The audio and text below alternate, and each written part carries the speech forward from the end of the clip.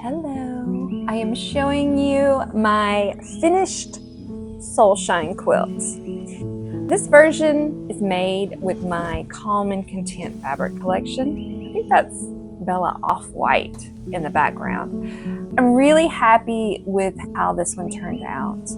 This is a class that we ran over at Quilty Class in the spring, so it's been there for a few months, and I have just took my time getting it finished and bound, and all it needed was binding, but I was just really slow about it.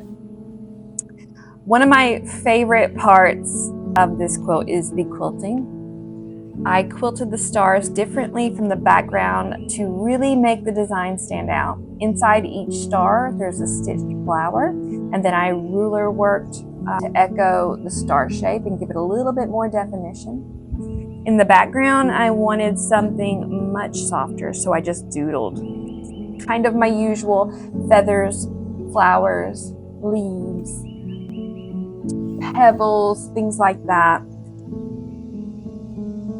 Just letting the quilting wander around the quilt a bit. I love how the background contrasts with the stars. I think it makes everything just really pop.